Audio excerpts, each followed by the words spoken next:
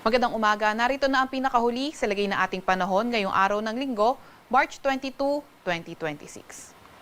Narito ang ating latest satellite image kung saan ang easterlies o yung mainit na hangin galing karagatang Pasipiko ang nakakaapekto sa ating bansa. Nakikita nga rin natin based sa ating satellite image na halos wala ngang makakapal na kaulapan dito sa landmass natin. Kaya asahan nga rin natin na posible magpatuloy pa rin ang fair weather condition throughout the day. Pero may mga tsansa pa rin ng mga localized thunderstorms. Sa kasalukuyan, wala naman tayong minomonitor na low pressure area or bagyo sa loob or malapit sa ating Philippine Area of Responsibility.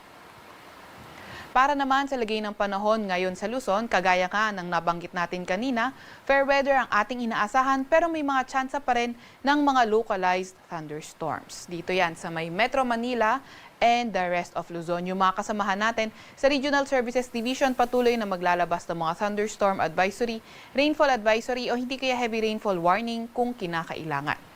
Nakita nga rin natin na itong fair weather conditions with chances of thunderstorms, posibleng magpatuloy until tomorrow sa buong Luzon kabilang na ang Metro Manila.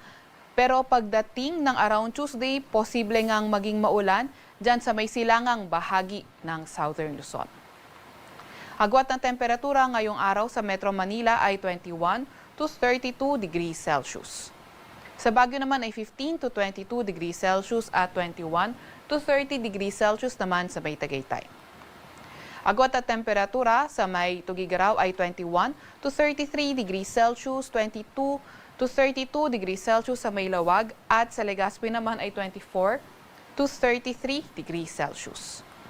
Agwat ang temperatura ngayong araw sa may Puerto Princesa ay 24 to 32 degrees Celsius at 25 to 32 degrees Celsius naman sa may Kalayaan Islands. Para naman sa lagay ng panahon sa Visayas at Mindanao, katulad nga sa Luzon, inaasahan natin na magpapatuloy pa rin ang fair weather condition at may mga tsansa ng mga thunderstorms lalo na tuwing hapon at sa gabi. Naasahan nga natin na until tomorrow, posible pa rin mag-persist itong fair weather conditions with chances of thunderstorms sa may Visayas at Mindanao. At pagdating naman ng Tuesday, posibleng maging maulan dyan yan sa may silangang bahagi ng Visayas at pagdating ng Thursday sa may silangang bahagi naman ng Mindanao. Kaya patuloy pa rin tayo mag-antay sa mga update ng pag-asa. Agwat ang temperatura ngayon sa may Tacloban at Cagayan de Oro ay 24 to 32 degrees Celsius.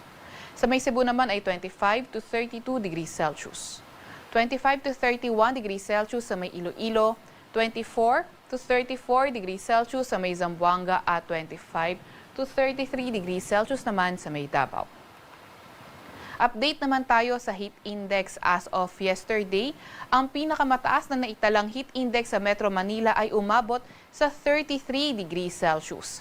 Para naman sa buong bansa, ang pinakamataas na heat index ay nasa may extreme caution category na umabot sa 39 degrees Celsius sa may Dagupan City, Pangasinan, sa may Zamboanga City at sa may Cotabato City.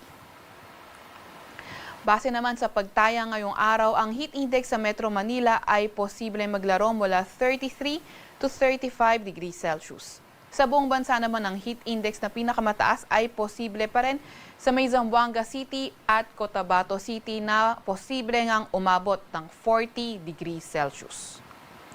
Wala pa rin tayong nakataas na gale warning sa kahit anong dagat baybay ng ating bansa.